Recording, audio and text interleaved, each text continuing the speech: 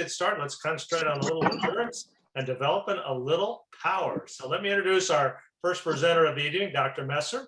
He completed his doctoral research program emphasizing exercise biochemistry with a specific research focus in skeletal muscle mitochondrial bioenergetics. From 2006 to 2012, he served as the co-head coach for the cross-country program and assistant distance coach for track at Xavier College Prep in Phoenix. And at that time, the Xavier College program earned 6 consecutive Arizona State Girls Cross-Country Championships. In 2013, he moved and went to work as the cross-country and assistant track coach at Desert Vista High School in Phoenix. And the same results. Desert Vista, they earned the 2013, 14, and 16 Arizona State Championships. On the track in May of 2014, the girls' distance program was ranked by Mile Split as one of only 2 girls' high school track and field programs in the United States with top 10 groups in each of the 800, 16, and 3,200 meter events. In 2014, the team finished 5th at the Nike National High School Cross Country Championships. Dr. Messer was recognized by the United States Track and Field and Cross Country Coaches Association as the 2016 National Girls High School Cross Country Coach of the Year. His topic for the evening, building from the foundation, evidence and application. And it's my pleasure now to welcome Dr. Jeff Messer. Jeff? Tim, thanks so much. Always a pleasure to be here. Always a pleasure to associate with both Mount SAC and LA84 Foundation. Again, Tim, can't thank you enough for all the good work that you and your colleagues do for our wonderful sports, and most importantly, for these amazing student athletes who represent our sports so honorably year in and year out. A good evening to my colleagues. So nice to have you here. Thank you for allowing me to come back and spend a little bit of the evening with you. Again, always a pleasure, always a privilege to be here. And what I hope to do tonight is to scale or extrapolate from my prior presentation, that is from last Tuesday evening, and I'll focus in 3 areas, or perhaps more broadly 2 areas. One area being resistance training, broadly defined, and a second area being sleep. And so we'll try to scale from the model that we built last week, and we'll try to incorporate 2 examples of resistance training. Notice I did not say weightlifting. That's one form of resistance training. So we'll talk about running specific resistance training. At least that's the terminology that I prefer.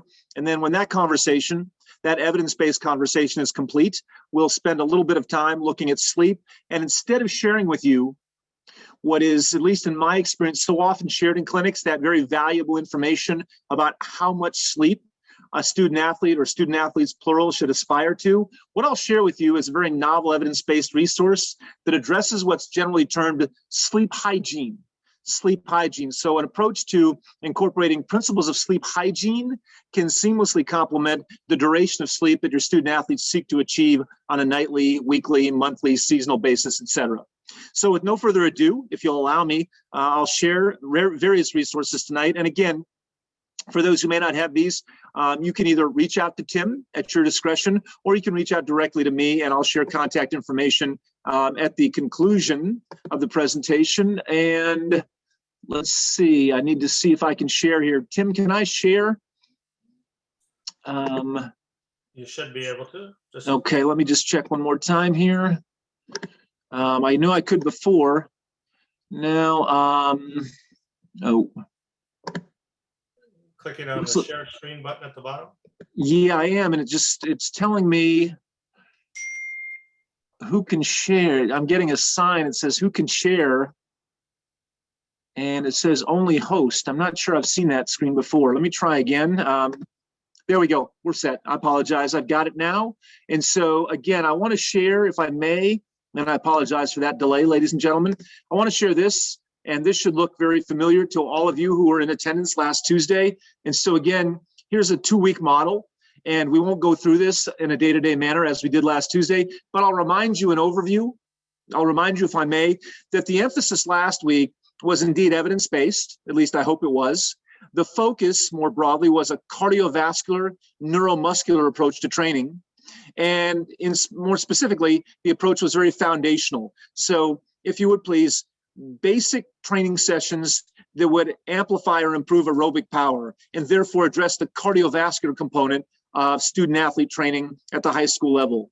And then various interventions such as, you can see the reference to track strides or running strides, if you would please, interventions or modalities such as track strides that would speak to the neuromuscular focus that I believe is also a very significant component of what we try to do in preparing high school age student athletes to compete at the highest possible level and to do so safely. And so again, there's some review.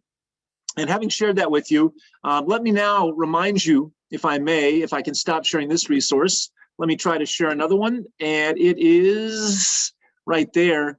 Here is a resource which I showed you all too briefly, and I'll show it with a little more detail tonight. This is a so-called advanced training cycle. And so let me be clear. This is a training approach that I've utilized in the past with, for example, the 4 different NXN teams I've had the various privileges of associating with, the 3 girls teams from the 2 schools and the 1 boys team from Desert Vista High School that were all NXN participants. In those cases, for example, those teams, those groups of student athletes tended to be a little bit older. And so they were a little bit more developed in terms of their distance running experience. They could accommodate constructively a bit more training volume, run training volume, and complementary or ancillary training volume. And so what I'm trying to emphasize in particular is that I don't suggest to any of my colleagues here tonight that all the components you see here before you need to be incorporated into any model you might evolve. You could incorporate just a fraction or portion of what you see before you, and you could indeed reorient it to meet your needs. But what I want to focus on tonight, if I might, if you would please cite Monday in week 1, you see hill sprints. And Thursday in week 1, you see hill repetition workout. And then if I can scroll across, on Saturday, you see a long aerobic workout with a hilly component to it.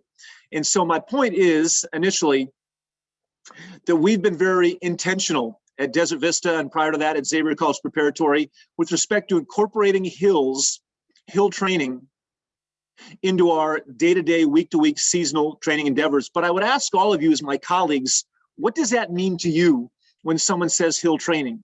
And when you think about implementing or infusing hill training into your own day-to-day endeavors, what is appropriate, what is effective, what evidence is there that tells us? Because for years, quite candidly, for years, really up until about 2014, I struggled immensely with the various iterations of hill workouts that I would see from college coaches, high school coaches.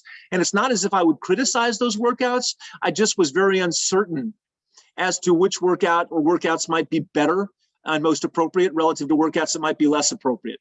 So against that backdrop, if you would please, I will cite one more example, and I'll mention general strength training. And what you would see in the PowerPoint, and we'll reference the PowerPoint momentarily, what you would see in the appendices to the PowerPoint that I shared last week, I'll share again tonight, and Tim will make available to you if he has not already done so. I can make it available to you if you contact me directly. What you'll see in the initial 5 appendices is what is referred to as general strength plyometric training routines. These are 5 distinct, 5 relatively brief routines that incorporate a combination of body weight-based resistance training with various foundational plyometric movements. And let me emphasize foundational plyometric movements, not advanced or technically demanding plyometric movements, but I want to emphasize hills as one form of resistance training, and I want to emphasize plyometrics as another form of resistance training. So with that backdrop, now, evidence. What would convince all of you, or any of you for that matter, as my colleagues, to potentially incorporate hills and or plyometrics as you think about diversifying or expanding your approach to your endurance training endeavors? And so here's part 7, if I can put this up on the big screen, so to speak.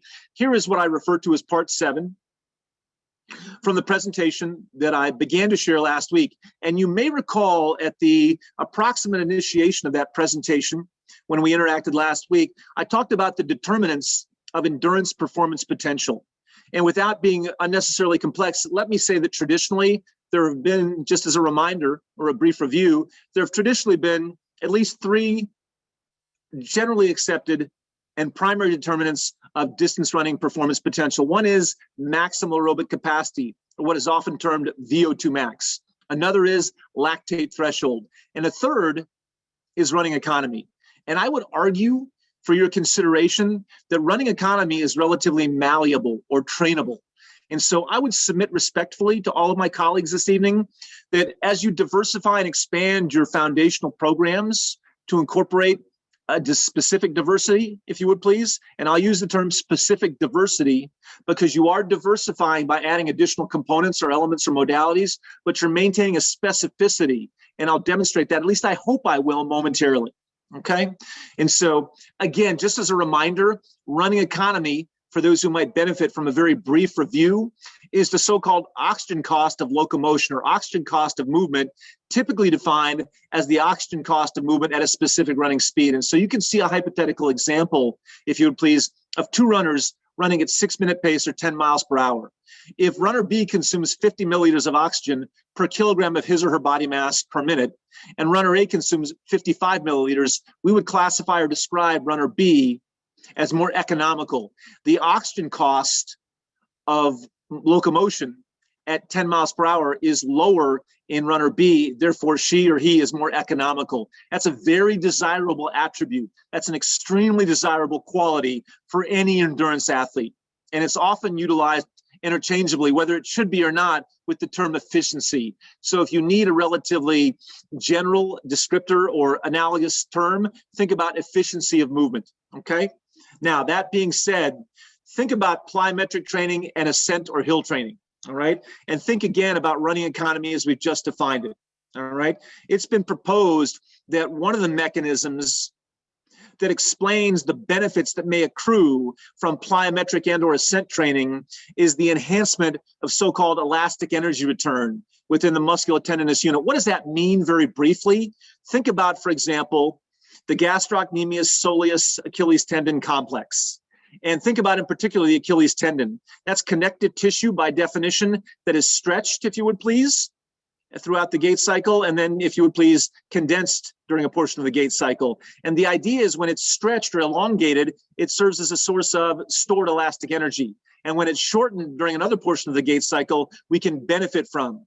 We can receive a return on that prior elastic energy storage. And so again, without turning this or converting this into a quote unquote physiology presentation, because that's really not germane to our purpose tonight, without converting it or transitioning to a physiology presentation, let me just assure you that there is a very distinct physiological mechanism, and perhaps mechanisms plural, that you and I can associate with the purported benefits of plyometric and or ascent training, okay?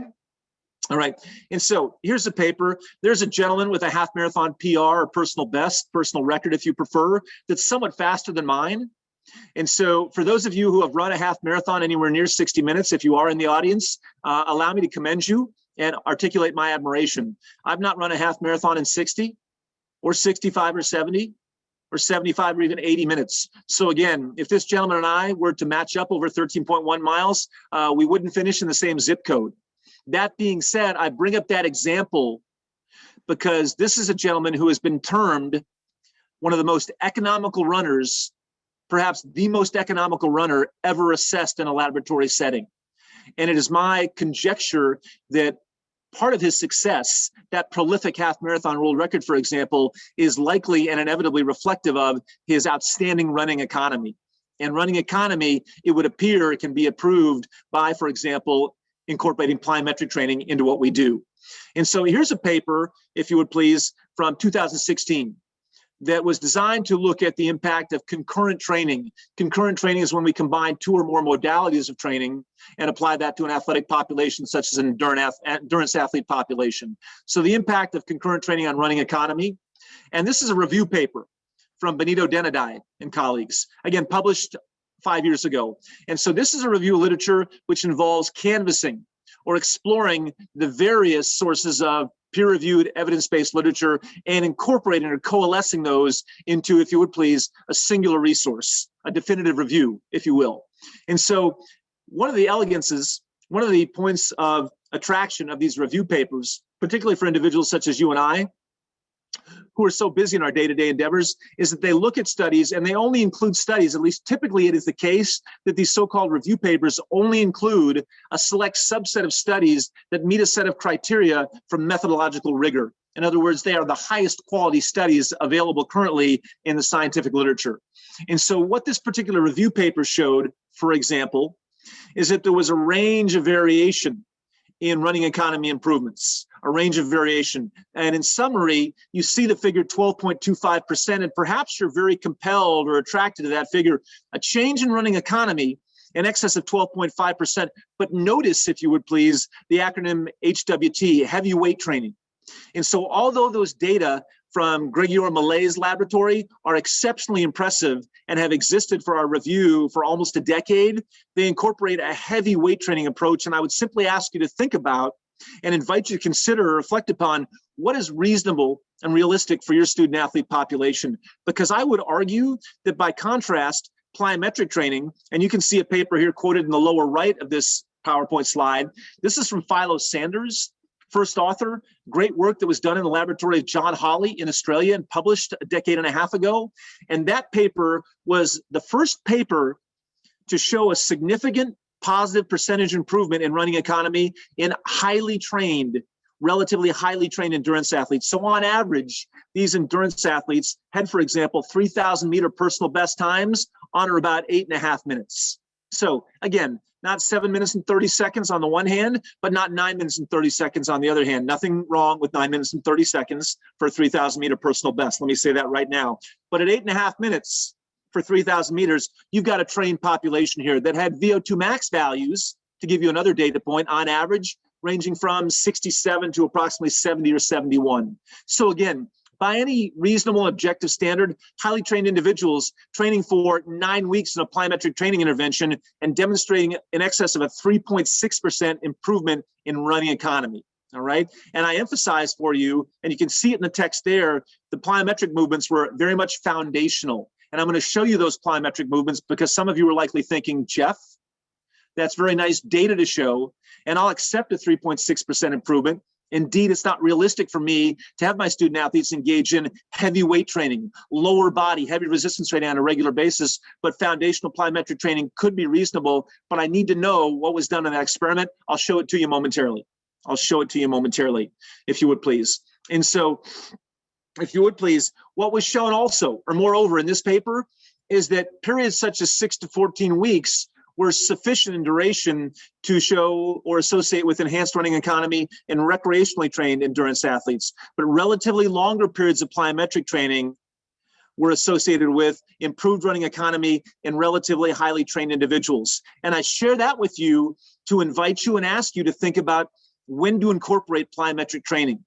For those who have shared time with me in any forum, in the past, recent past or distant past, for those who share time with me, you know my philosophy that if you think it's important, whatever it is, you always include it. So we're doing plyometric work in early June for cross country. We're doing plyometric work in early January for track and field.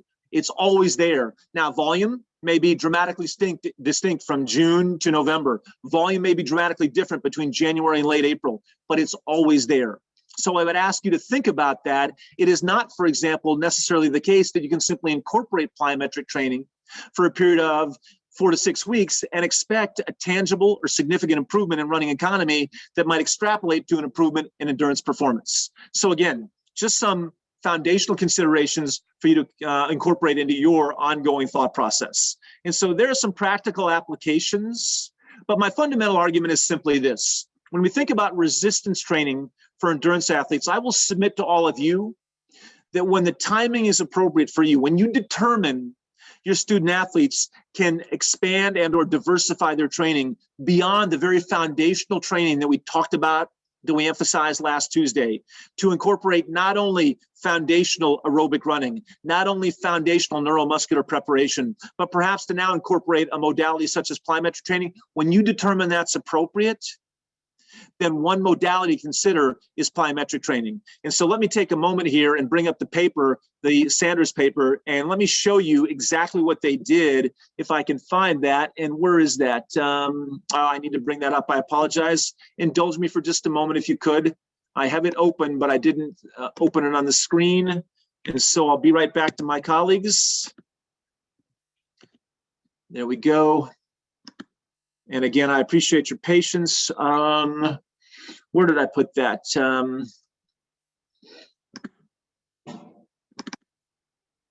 There it is. All right, if you can indulge me for just another a few seconds. I'll be right back to you, and I think I have it. And I'll share screen. And there it is. Perfect. So what did they do? Again, Jeff, the percentages are nice and they provide some compelling interest intellectually, but what did they do? There it is, ladies and gentlemen. And again, this paper, I can make it available to you. There's the 9-week plyometric training program. You can see week 1, weeks 2 through 5, weeks 6 through 9, and you can see, if you would please, the sessions conducted, 2 to 3 sessions per week, and you can see the movements here.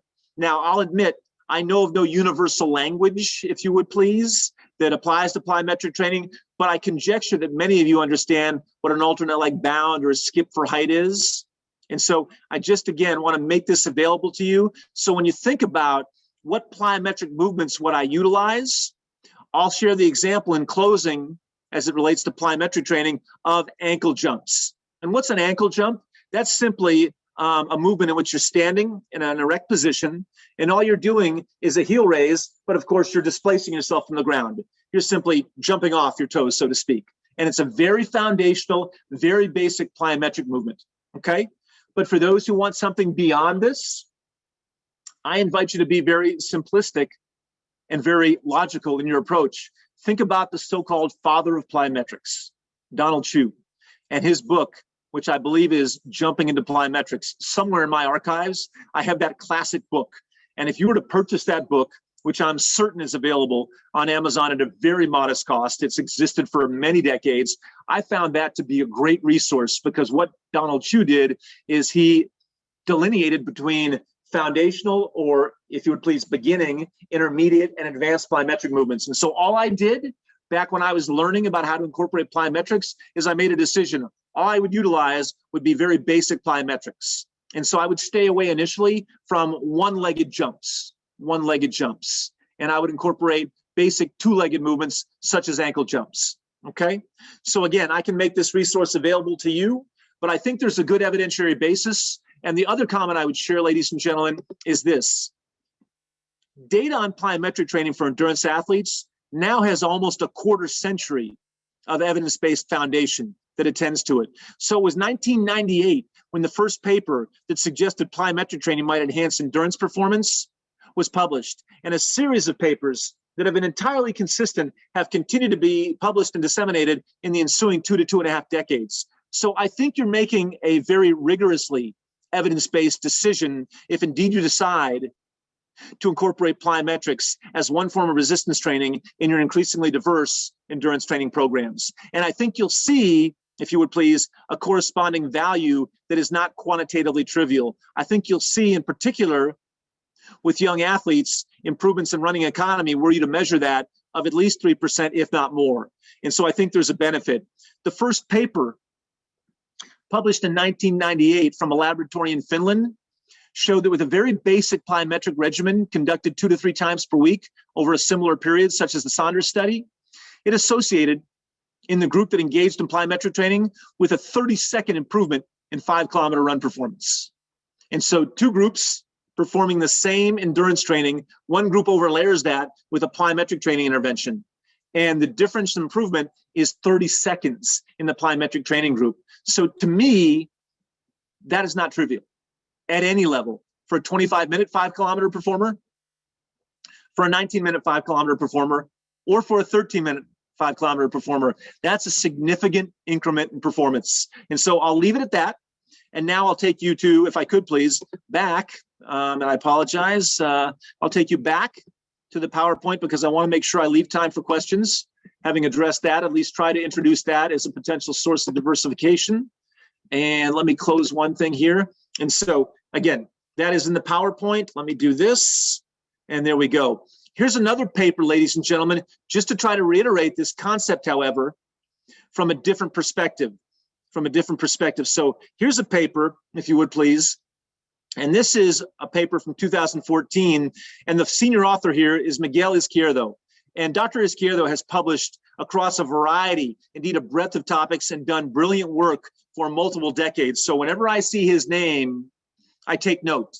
And so this paper involved, again, trained individuals. You can see the personal best performances across the 1,500-meter run and the marathon. I don't need to contextualize for this audience. You know what those performances mean.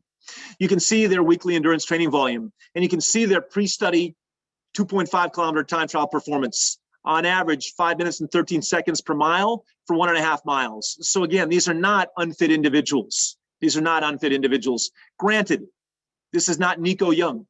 That is to say, the individuals in the study are not, for example, as fit as that very accomplished individual, previously a California high school student athlete, and now even more accomplished as he initiates his collegiate endeavors.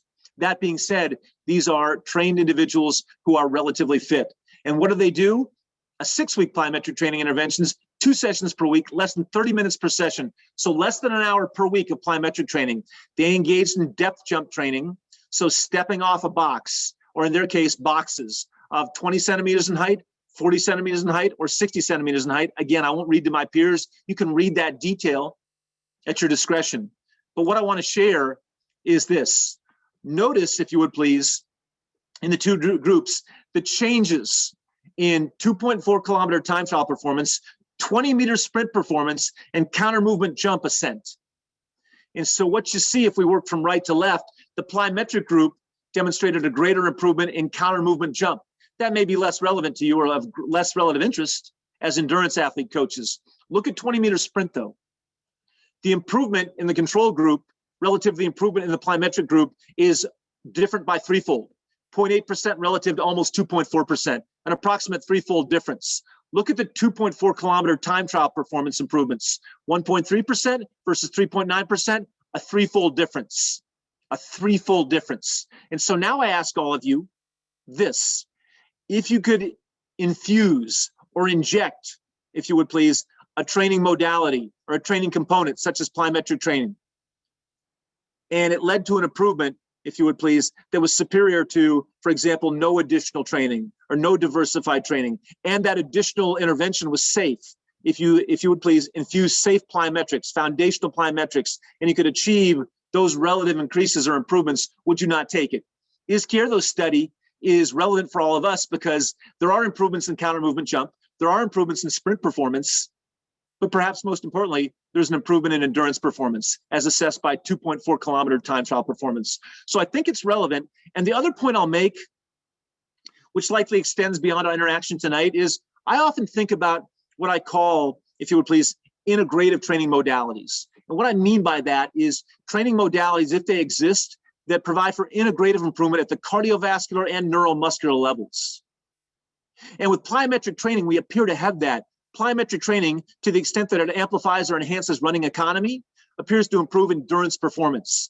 Plyometric training appears to enhance, quote unquote, explosive performance. For example, 20-meter sprint performance, counter movement jump ascent.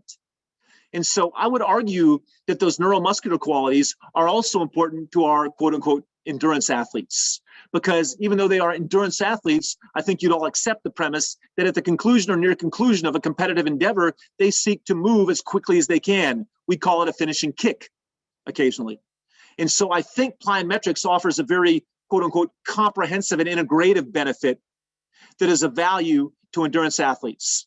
And so I'll share that, for example, next week I'm scheduled to engage in a conversation, maybe it's called a consultation, with my colleagues at Northern Arizona Elite, or NAZ Elite, Ben Rosario, who some of you know, the very accomplished coach, the extremely accomplished coach. Ben and I are scheduled to talk next week about improving high-end speed. And so this is one data set that I'm going to share with Ben and his new assistant coach to hopefully catalyze their thoughts regarding how to do that in a very effective, time-efficient, safe manner. Okay. All right. Second point tonight, and I apologize, that was a little bit longer than I planned on, but hopefully that has provoked or catalyzed some significant reflection on your part. And if you would please, efficient reflection. And what I mean by efficient reflection is, how do I invoke or infuse an additional training component that is indeed safe and effective? All right. That being said, number 2, hill training.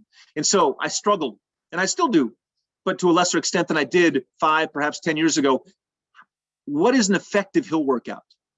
What's the most effective hill workout? What's the preferred hill workout? And so if you would please, Kyle Barnes and co-authors, co-investigators provided us with insight in 2012, almost a decade ago now. It's hard to believe this excellent work has been available for a decade. And so they looked at different hill repetition or hill interval training regimens and their impact on running economy and performance. And so let's briefly look at this. And indeed, when I say briefly, I mean with less time and detail than we looked at plyometric training, but with adequate and appropriate time and detail. And so I would argue first, and I would ask you to consider this. When you think of resistance training for runners, what do you think of? The first and most specific form of resistance training I think of is ascent training. Ascent training, whether that's stadium step ascents or hill ascents in some way, shape, or form, some manner. I think of running specific resistance training as being presciently and perfectly embodied by hill repetitions, okay? That being said, Barnes and co-investigators very appropriately said that optimal parameters for prescribing such training, even as recently as 2012, were unknown. Indeed, dose response was not well defined. And so what that group did is they took 20 well-trained runners and they, if you would please, had those runners engage in a maximum aerobic capacity or VO2 max test, a running economy test, a 5K time trial assessment. And then they allocated those athletes, those endurance athletes, to one of 5 intensities of uphill training. And so, for example, one group engaged in 20 times 10-second intervals at 120% of the velocity at VO2 max. And they did so on an 18% grade.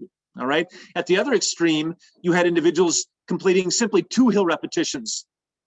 However, they were 20-minute hill repetitions, 2 times 20 minutes at 80% of the velocity at VO2 max on a 4% grade. And so that in and of itself catalyzes us to perhaps think about grade, the grade at which we conduct hill repetitions.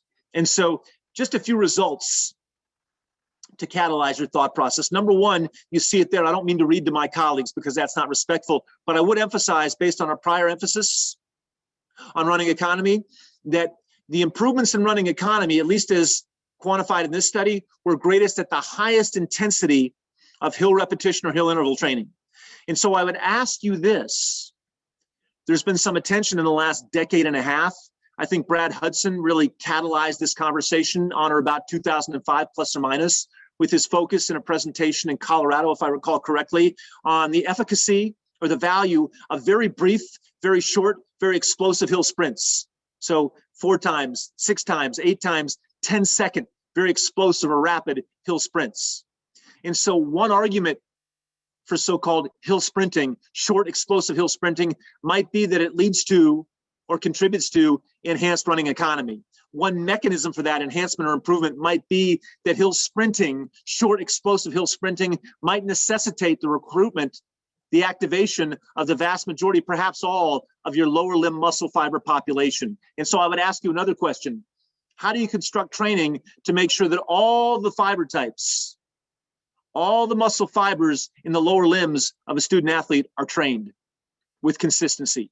Because, for example, if you and or I were to prescribe mild to moderate intensity aerobic running and nothing else, we could make a compelling argument that those so-called type 2X, that one version or one form of type 2 or fast twitch muscle fibers that is the most explosive or powerful, those fibers might not be recruited ever, if indeed our program was restricted to simply foundational aerobic running, okay? Now, all that being said, I've made an argument, at least I proposed the idea that short, explosive hill sprints might be a valuable component in your training as you diversify. However, I need to be clear and transparent always, and hopefully Tim knows me after all these years to always be transparent. I'm not cherry picking by analogy. I'm not trying to talk you into a perspective. I'm sharing transparently. And so in this paper, it was reported, in this experiment, in this study, it was ultimately reported that there was no clear optimum. There was no universally superior hill workout with regard to enhancing 5-kilometer time trial performance, okay?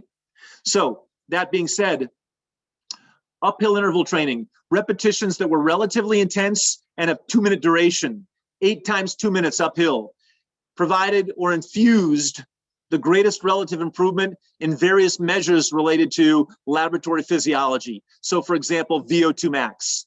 Those appeared to be the most effective relative to, by comparison or by contrast, those hill sprints conducted at paces or velocities that were near maximal in nature and were relatively brief, such as 10 seconds. And so I ask you what that means to you when you put it together. Here's a potential conclusion. As a matter of fact, here's a quote from the paper. Here's a quote from the paper. It's the first quote. It's in yellow with a little bit of white font being underlined. But you also have a Messer interpretation, and you can incorporate that Messer interpretation or you can discard that Messer interpretation. I wouldn't be offended. My interpretation, and it's not a new one for me, my interpretation is that there's rarely a universally superior intervention. There's no one track repetition workout that is universally superior. Mile repeats, 1K repeats. There's no one workout that is universally superior. There are many workouts that can be effective with regard to infusing or inducing adaptation. But my summary interpretation of this 2012 publication was this and is this. If I'm going to incorporate hills, hill repetitions, hill training, ascent training, call it what you will, then I want some combination of relatively short and relatively intermediate duration repetitions. So we utilize 8 to 10 second sprints. You saw that on Monday of week 1 in the more advanced template that I shared at the very beginning of this presentation. We also incorporate a hill repetition day in which we engage in 1 minute, 1 minute and 15 second, 1 minute and 30 second, occasional 2-minute repetitions. And so we try to include a diversity or a spectrum of hill repetitions with the goal being to enhance some of the physiological determinants of endurance performance potential, such as running economy, okay? So collectively, if I look at plyometric training, and I look at so-called ascent training, such as hill repetition training, I think you've got two modalities that could be very efficient and effective. When I say efficient, what do I mean? I mean, you need not leave a track if you simply incorporate plyometric training. Or you can incorporate ascent training by perhaps leaving the track and field facility and running to a location that has a hill available. But in either case, it's not as if you, for example, need to go into a weight training facility and organize your student athletes across that weight training facility and observe your student athletes engaged in movements that may be technically demanding, utilizing dumbbells, barbells, kettlebells, etc. This is more controlled and therefore I would argue more efficient.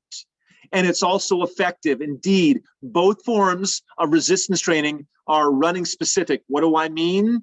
Indeed, both forms or both approaches have been shown or demonstrated in the scientific literature to enhance running economy. And one form, ascent training, is as specific a form of resistance training for endurance athletes as you can find. Put most simply, what are they doing to improve their running economy? They're running. They're running. They're running up hills, but they're running. And so I would argue it is very specific, okay?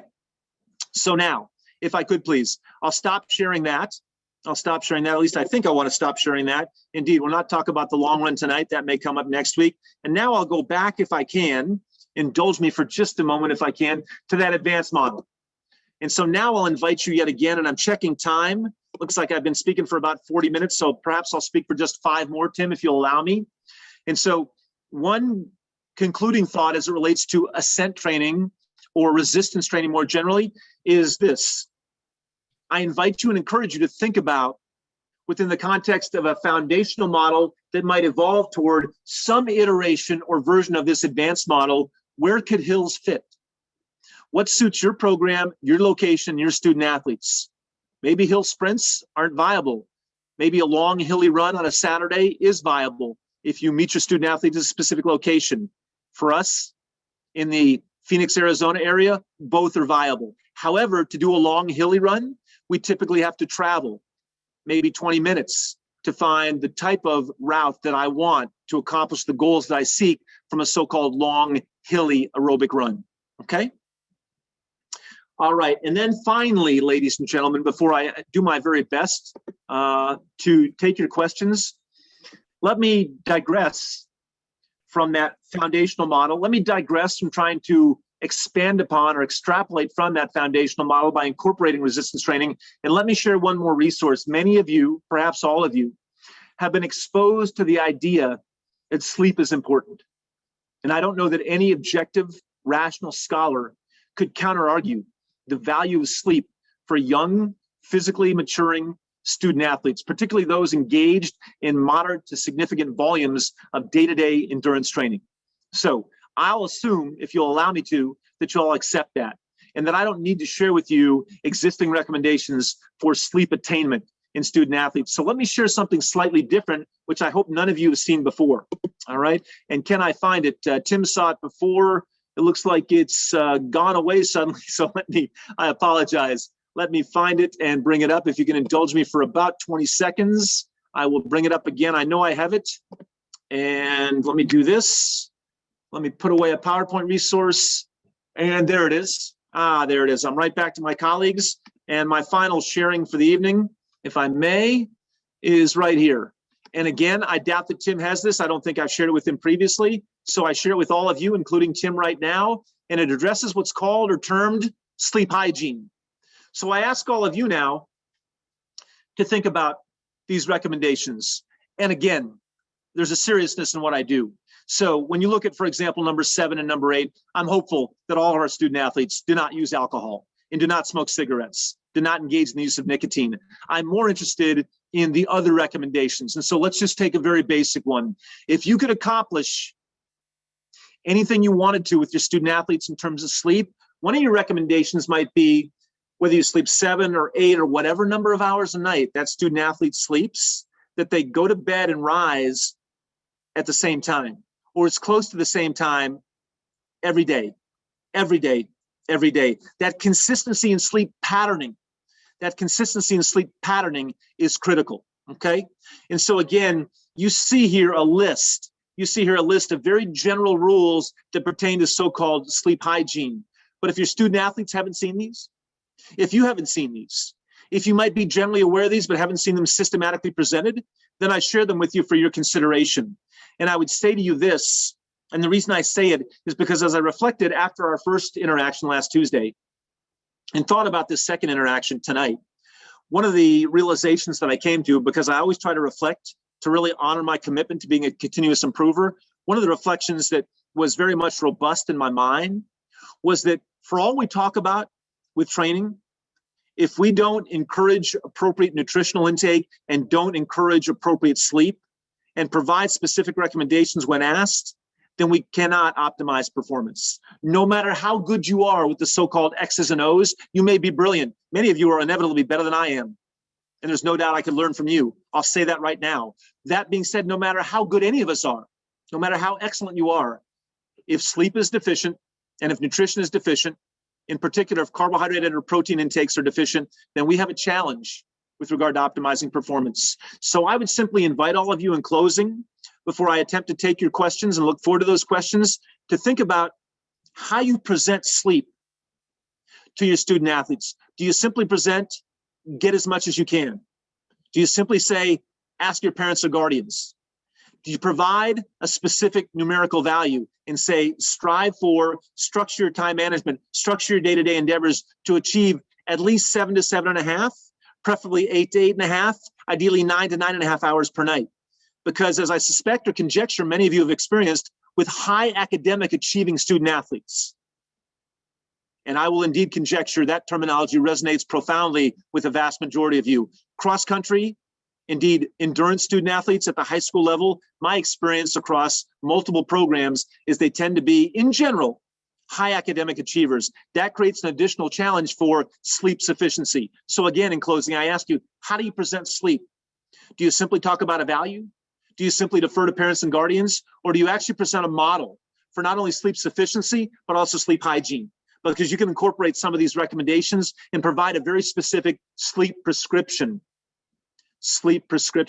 for all your student athletes. Whether they follow it, whether they infuse it into their day-to-day endeavors, ultimately is their opportunity and their responsibility. But you certainly can teach and share, given your expertise and given your commitment to continuous improvement. So, Tim, if I may, I'm going to stop sharing. I'm going to come back to my colleagues whose names I see on the screen. And if I can do it, Tim, as I always try to, I'll make every effort to answer questions to the best of my admittedly modest ability, sir. Thank you so much, Dr. Messer. I was just going to add, I was thinking as you were talking about sleep hygiene, our good friend Dennis McClanahan, I think that's where we got this from.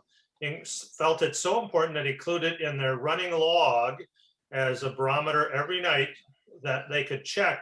You just mentioned if everything was going well, hygiene was going well, sleep was not going well, you'd see it reflected in that. And I think that's a great tip, is to include that in their logs with everything else they do.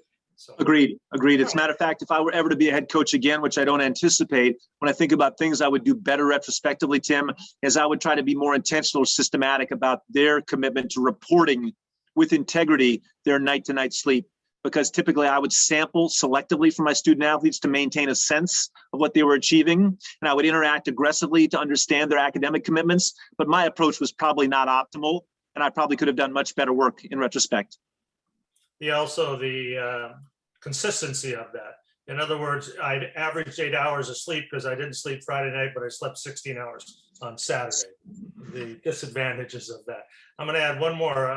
Coach Please. Lawrence added, as we were talking about that, turning down the brightness level on cells and laptops over the evening. You know, that's another great tip there. So, all right, a lot of our questions are divided up into plyometrics and into ascent training. So let's take them together here.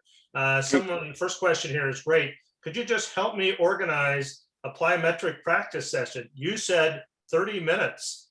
Can you tell me how 30 minutes goes in an organized plyometric session? So that's fantastic. What I would typically do, at least my past experience, is this. That so-called reference to general strength training. And again, if you look in the appendices of the PowerPoint resource, which I believe you do have available, what we would do is this. We would execute our run or endurance training, our aerobic training on any given day. And if that day was to include plyometric training, it would actually include general strength and plyometric training. And although the experimental literature that I shared articulates 30-minute sessions, what we did is we condensed our general strength plyometric sessions into 20-minute sessions. And we would seek to complete 2, perhaps 3 per week, if you would, and we could complete those immediately after our aerobic or run training was completed. So at that point, having completed a 6-mile run or an 8-mile run, at that point, having completed some other form of training, maybe a repetition session, having completed that, we know, for example, our lower limb muscle temperature is elevated. And so that's conducive to safely executing explosive training. So aerobic training followed by a brief bout of plyometric training or general strength and plyometric training. And I would invite you to sample selectively from the Saunders paper and some of those specific plyometric movements as you deem them appropriate. Does that help? And does that address the interest of that questioner? I think so, because this leads to the next one. Is there any advantage or disadvantage to doing your plyometric training opposite of your distance training? And what they mean is, or what they referenced here is, I would do plyometrics in the morning and then our other training in the afternoon. Any advantage or disadvantage to that? That's a great question. And I don't know that I can offer an evidence-based response to that because I don't know that such evidence or such experiments exist.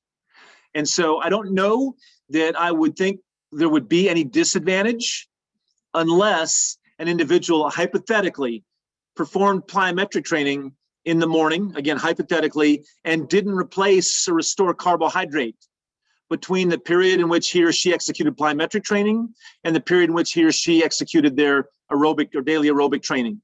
It would be my contention that if you're going to split sessions, a morning and afternoon session, for example, that one of the primary goals between those sessions is not simply to rehydrate, is not simply to consume some protein, but also to consume carbohydrate, because plyometric training, its explosive nature would be predicted to draw upon or call upon your lower limb carbohydrate stores, your lower limb skeletal muscle carbohydrate stores. So you would want to replace those. And if that's done, however, if carbohydrate is taken in periodically throughout the day or consistently throughout the day, I can think of no disadvantage. For example, performing plyometrics in the morning and quote unquote aerobic repetition training or aerobic training in general in the afternoon.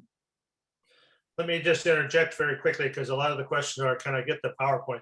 When we finish with the next couple of questions, Jeff, let's put up your email address again for everybody. Yes, sir. Yes, and sir. You can always email me directly if you want to put it in the chat. I actually have sent it to a couple people while we've been speaking here. So if you want to do that, either way, whatever you'd like to, we can get it to you here. All right. All right, let's do one more here on the plyometrics here. Oh, this is a great one. It's kind of long, but let me get the gist of it. So you said to do plyometric training year-round because you think it's important, or in my case, I think it's important. It's a good way to put it. I like that. All right. When do you teach it, though, to new kids? What time of year do you teach plyometrics? And how much time do you spend teaching before you let them to start to do it in the workout? It's a good question. It's a really good question. So I'll speak to it very specifically. Think about, and many of you have already done this, many of you know more about it than I do. Think about the volume of plyometric training that might be reasonable. And so let me speak to that, and then I'll, if you would please relate that, to the actual teaching. So contacts or ground contacts are often the metric utilized to quantify plyometric training volume. So we might start in, for example, June or December with as few as 50 ground contacts. That's 5 sets of 10. That can be done within minutes, okay? We might evolve or progress to, for example, 150 ground contacts by a November plyometric training session or an early May plyometric training session. So there's a threefold increase in volume. And one of the benefits of the period in late May, early June, or for example, mid to late December, at least in my experience, and please tell me if it's different in California, but I conjecture it is not. One of the benefits of the very early season period is that the total training volume is typically relatively mild to moderate. And that leaves more latitude in a training session to do some teaching, So what we might do with a freshman cohort, for example, that had not been previously exposed to plyometrics, because they're running so much less, is we might commit a certain period of time, maybe 30 minutes, let's just pick 30 minutes to their actual run training. That might involve warm up, a brief run, and a brief warm down. And then we might commit another 20 to 30 minutes to teaching plyometrics and practicing some very foundational plyometrics. Collectively, that's 60 minutes or an hour. And so I think the early season period is an outstanding period to teach the technical precision that you seek in plyometric movements. And again, I emphasize that we're trying to teach very basic plyometrics, ankle hops, and that's a better term in my mind, if you would please. Ankle hops are the classic example because you're literally just doing what I refer to as explosive heel raises. That can be taught relatively, I think, promptly and relatively safely and relatively accurately. So that would be my first response. Does that help, Tim? Very much so. Yeah, we do have the same time frame, by the way, in California. So very good, very good. Let's move in our limited time here. Let's go down now to the ascent questions. Here's a great one here. How do you account for the debt incurred from hill training with the next day's workout? So it depends on what the hill workout is or the hill intervention is. So if we're doing a hill repetition workout on a Thursday morning, and you'll see that embodied in week 1 of our more advanced training cycle, if we're doing a hill repetition workout, which might include multiple hill repetitions, in the case of an advanced varsity group, followed by a brief threshold run, followed by 200-meter repetitions on a track, that for us is a comprehensive workout. So that means the next day of Friday is a complete recovery day. And so that means, for example, a 30 to 35-minute distance run at a relaxed, self-regulated pace, followed typically by some strides and perhaps a few sprints as a recovery day in advance of a weekend long run. Now, by contrast, and it's interesting you asked this because Joan Hunter, and some of you know Drew Hunter by reputation and accomplishment. His mother, Joan Hunter, is a good friend, and we've talked about this extensively within the last 2 weeks. I'll spare you the reasons why, but Joan and I have had this conversation. When we do hill sprints, we don't look at hill sprints as a particularly fatiguing intervention. So, for example, 5 to 6 8-second sprints, 5 to 6 10-second sprints in which the athletes, quote unquote, sprint up a hill for 8 to 10 seconds and then walk back down slowly and conversationally. That's a total movement duration of 50 to 60 seconds, for example, maybe even 40 to 50 seconds, for example. So we don't find those brief hill sprint sessions relatively fatiguing, but they are a great opportunity to maximize lower limb muscle fiber recruitment. They are a great opportunity to move rapidly. They are a great opportunity to be explosive. They are a great opportunity to practice technique or form when we move. And so we think that's a session after which we can engage in moderate to moderately intense training the next day if we so choose. So again, I hope that helps. Our response or our next day, subsequent to a day of ascent training, depends, if you would please, depends on the nature of the hill or ascent intervention. Would it be the same benefit if the inexperienced athlete took longer between those ascents? You said 40 to 60 or 40 to 50 seconds. Would they still incur the same benefits if they took 2 minutes in between to fully recover? That's a good question. And so my conjecture is, again, I know of no evidence-based answer because I don't believe there is an experiment. As you may have discerned from our investigation or exploration of the Barnes paper, ascent training is really relatively underexplored in the experimental literature. And so I can only conjecture or hypothesize, Tim, and that conjecture is this, that younger runners likely demand additional recovery. So that descent, that walking descent, that conversational descent likely should be somewhat longer. Do they accrue the same benefit? I don't know. And quite frankly, I'm not that worried about it. What I'm focused on is that they're moving quickly with good technique and learning, if you would please, how to ascend, learning how to ascend rapidly, with the idea being that over time, a 208-week high school interscholastic running experience, over time, they'll evolve that skill of ascent running, and therefore they'll benefit from the perspective of running economy. All right, this one popped up just now, which is great. Could you give us the things, the cues you look for in uphill running? Very good. Yeah. Go ahead. So I look for very consistent arm action. I look for good, tight arm action. And I think about pocketing the chin, for example, when they move up the hill. I never like arms to be, for lack of a better phrase, sloppy. I look for good knee drive.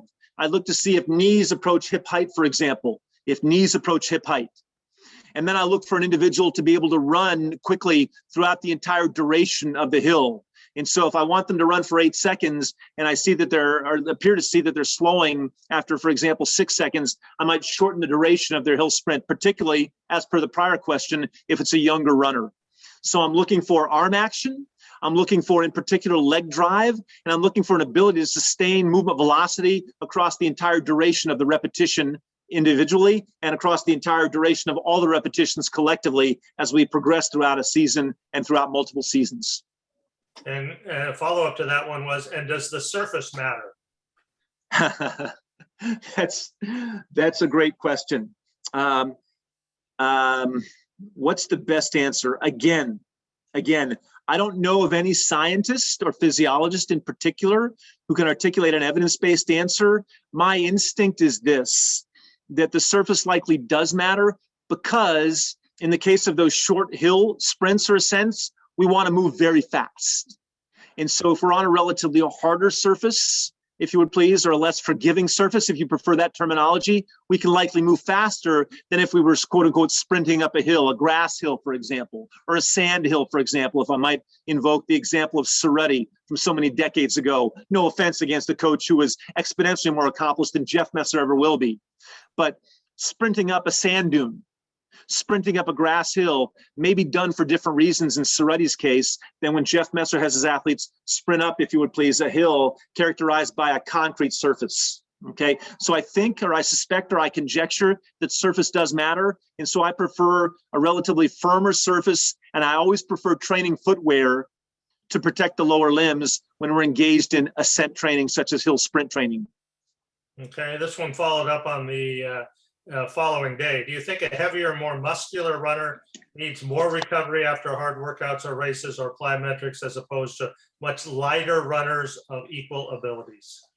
That's a good question, and I don't know that I can give you a definitive answer, because I'm not sure the answer is an answer that reflects muscle mass or size per se.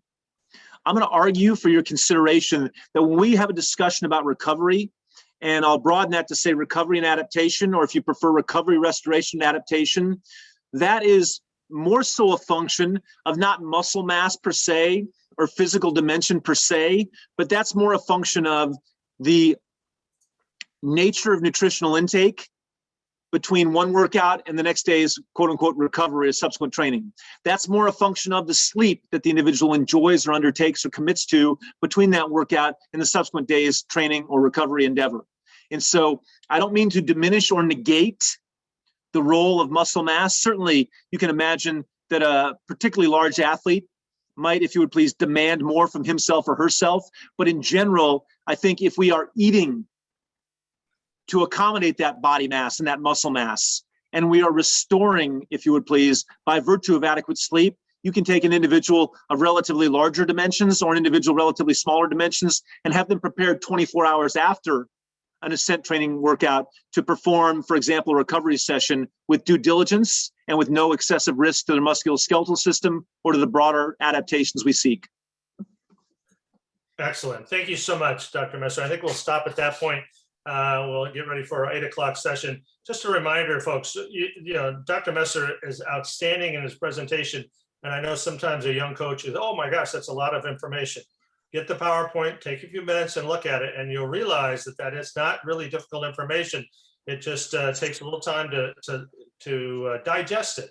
And if you do and adapt it to your settings, then you'll be fine and you'll learn from it and grow from it. And as always, Jeff, can you share once again your email address on the screen? Of course. Let me do that, Tim. Thank you for that reminder, sir. Let me do that right now. And while Dr. Messer's doing that, let me just remind you, people like Dr. Messer who are at the highest level of our sport are wonderful to share their time. And so don't feel bad about emailing, or if you see Dr. Messer to meet, say hello and feel free to ask questions. Okay.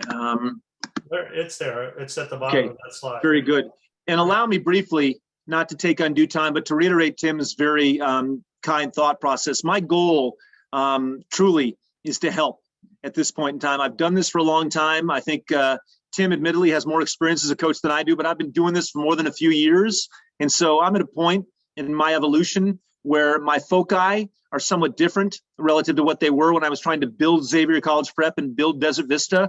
One of my goals is to help my colleagues and peers. So many of you reached out to me between last Tuesday and this Tuesday, and I'll respond as quickly as I can. I invite all of you to do that. If you'd benefit beyond, for example, an electronic mail exchange or a text message exchange from a telephone conversation, I'm glad to do that. My only issue is sometimes I need a little bit of latitude from you with respect to timing. I need to pick my timing carefully. As I believe I may have shared last week, I teach 8 classes a semester currently, 8 classes a semester. And so at my community college, a full load is 5. I'm teaching 8. So between that and my desire to spend time with my wife and my child, my daughter's going to be 1 year old as of tomorrow.